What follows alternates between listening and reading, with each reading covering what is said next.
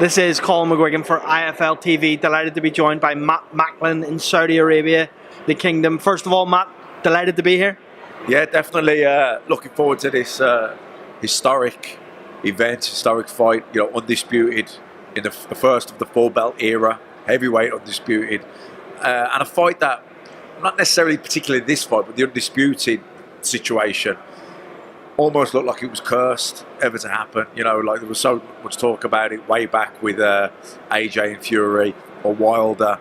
You know what I mean? Whichever it was, those were the three at that time. Obviously, then AJ lost, then he won them back. Then Fury, you know, it was just you just start to think this fight's just not going to happen, and then it is going to happen, and then there's the cut, and that's when I really thought this is just going to slip away now. This fight ain't going to happen, but luckily they've it is happening.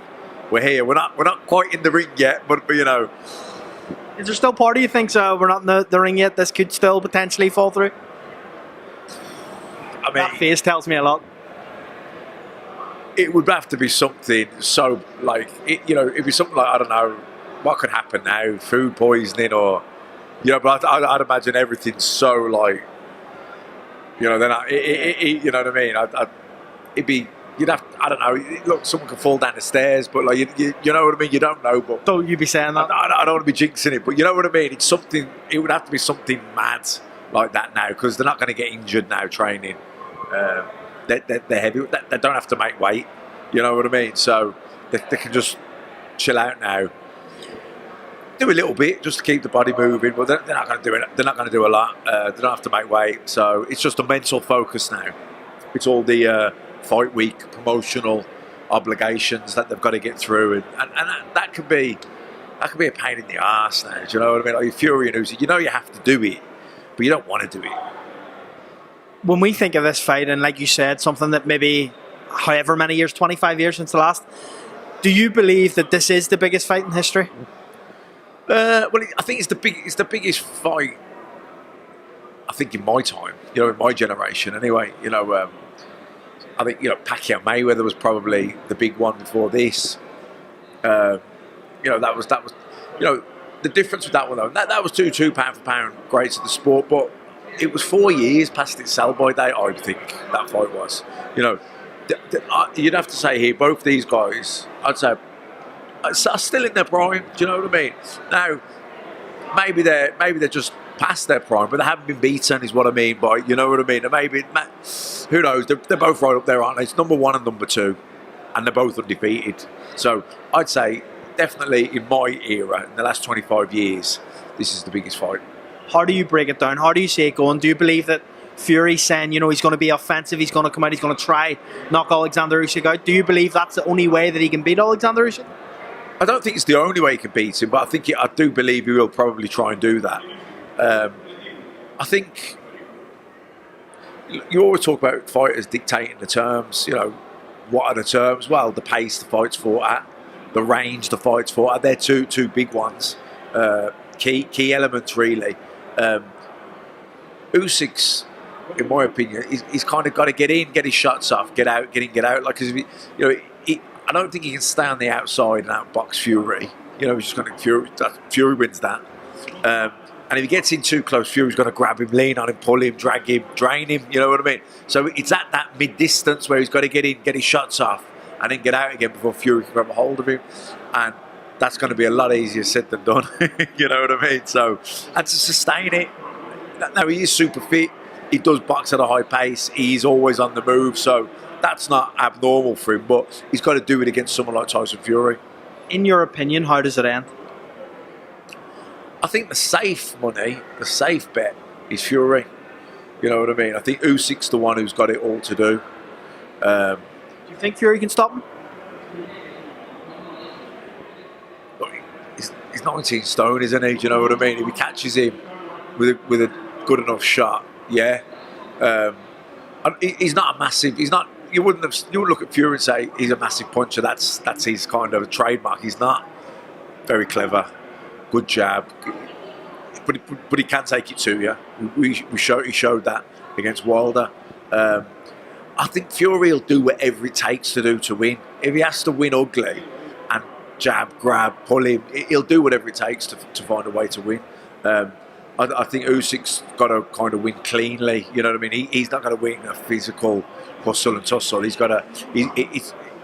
For him, it is key: pace, distance, in out, mid distance. Let your shots off, get off the angle, make Fury reset. He's the one who's got to sort of execute the perfect game plan. I think Fury could probably, if he's winning on the outside with the jab, he can win and look good. If he has to drag him in and pull him and win ugly, he can do that too. Anthony Joshua arrived last night a little bit early for someone that's maybe coming to watch a fight. What do you make of that?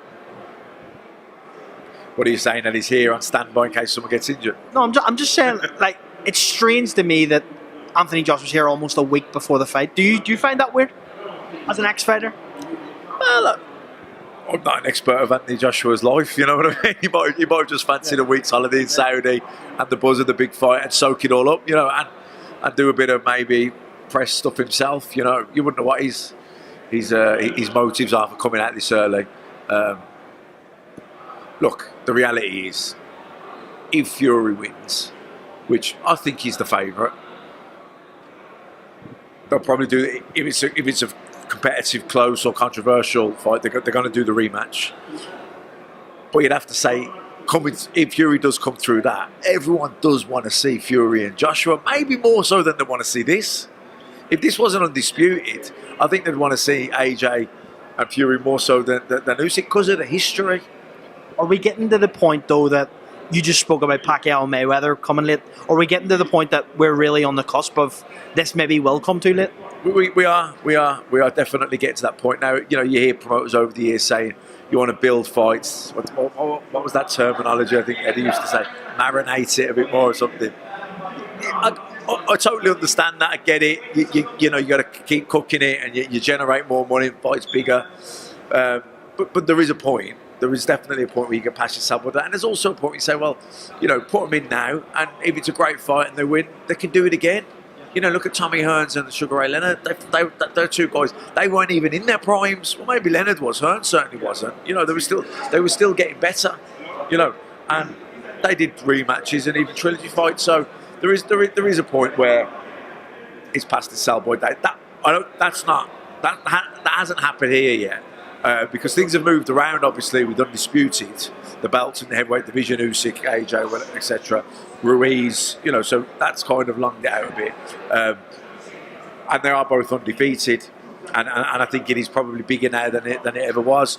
But I think, in terms of the AJ fight, his stock is high now, albeit off the back of beating an MMA fighter. But it's the MMA fighter that was probably, some people thought was unlucky not to get the decision against Fury. So there's a lot of things going on here. Bottom line is, public perception is, if Fury wins this and AJ doesn't even box again or boxes and wins and looks good, that fight's as big as ever, if not bigger. Just on the undercard of this, in terms of the fights that we've got, Oppenheimer brightest stand out for you? Yeah, I think so. Yeah, I think you have to say that. I'm looking forward to CORDINA and CACACE. Yeah. Do you know what I mean? But that's probably more a hardcore fan. But Oppenheimer and Bradis, great fight.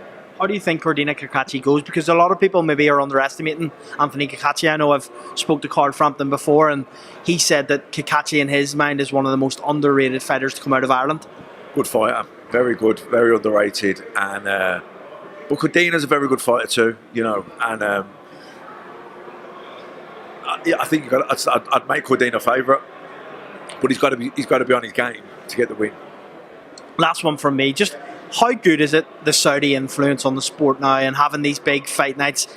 Years gone by it was Vegas and everyone used to flock to Vegas. Now it seems to be that Saudi Arabia is taking over. Yeah, well, I love Vegas and I love Madison Square Garden. For me, I love Vegas. Yeah. But I still put Madison Square Garden as number one, New York and that. But look, Saudis, the bottom line is, fights aren't happening, different networks, different promoters, money. Well, they've just gone in and go, well, here's the money. And we're just buying everyone out. We're making the fight happen. And from a boxing fan's point of view, watching the fights, that's what we want.